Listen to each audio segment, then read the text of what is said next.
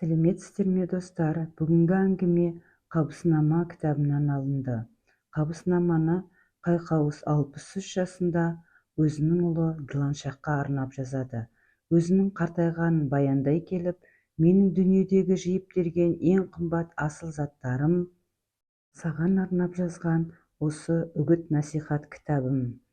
Бүгін дос таңдау туралы әңгімені тыңдап, ұнаса лүпіл басып арнама жазылып отырыңыздар. Ей перзентім, білгенің жақсы, адам тірі кезінде доссыз болмайды. Адамның доссыз болғанынан туысқансыз болғаны жақсы. Бір данышпаннан дос жақсы ма, туыс жақсы ма деп сұрағанда, дос жақсы деп жауап берген екен.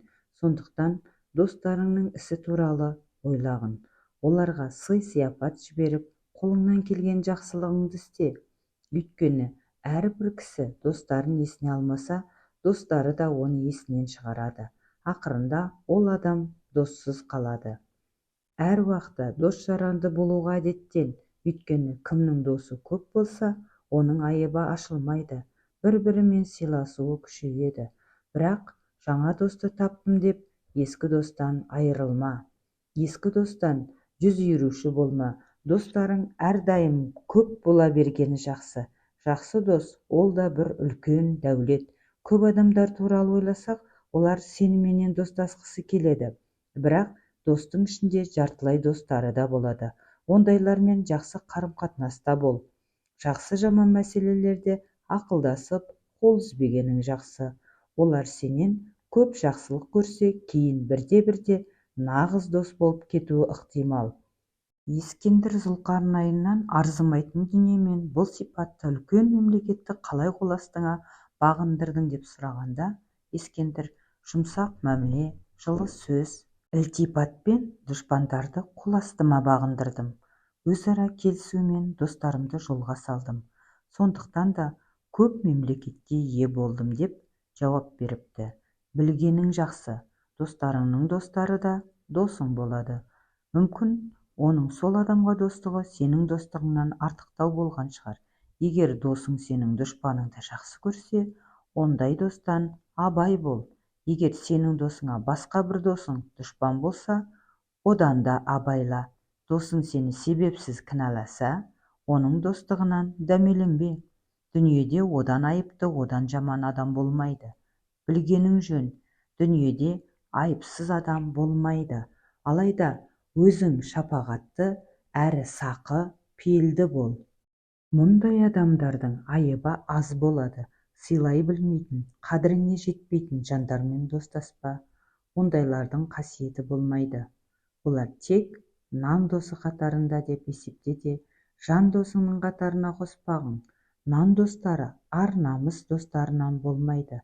Жақсы мен жаман адамды білгін. Екеуіңе де достығыңды аяма. Жақсыға жан діліңмен, жаманға тіліңмен достық жаса. Нәтижеде екеуі де саған достықпен қарайды. Әрбір адамның ісі тек қана достарына түспейді.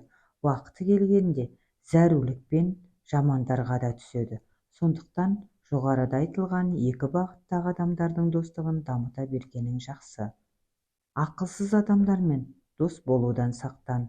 Өйткені ақымақ дос ақылды дұшпаннан жаман. Ақылсыз достың істеген ісін ақылды дұшпан істей алмайды.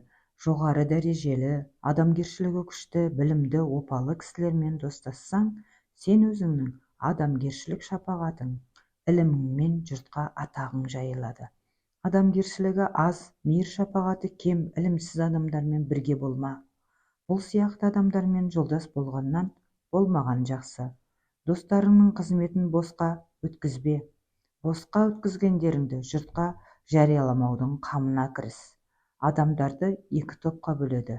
Бірі достық ақысын босқа кетіретіндер, екіншісі жақсылықты жақсы дей білушілер. Дос болуға лайықты адамды екі қасиетінен білуге болады. Біріншісі, дәулетті кезінде малын аямайды, ал кедей кезінде одан сырт айналмайды. Екіншісі, досы дүниеден өтсе, оның перзенттері мен ағайын туыстарын шақырып, қолынан келген жақсылығын істеп, досының қабіріне барып, зират қылып, дұға оқып еске алады. әңгіме есіткенім бар. Сократ Кахымды өлтіру үшін алып бара жатқан кезде көпшілік оған қарап, бұл мәжуси депті. Сонда Сократ, мұндай сөзді айтудан тілдеріңді тартыңдар. Мен мәжуси болған емеспін депті. Оны өлтіру үшін алып бара жатқанда шәкірттер жанында бірге еді.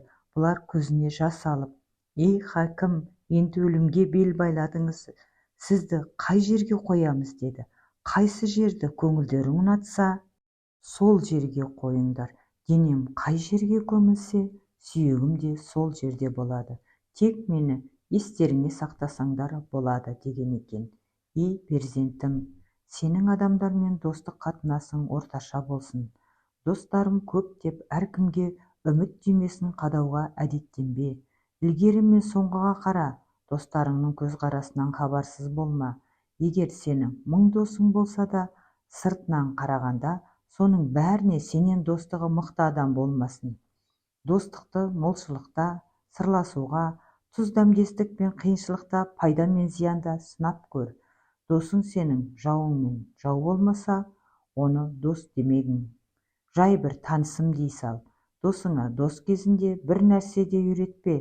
Өйткені уақыты келіп досың саған дұшпан бола қалса, үйреткенің өзіңе зиян болар.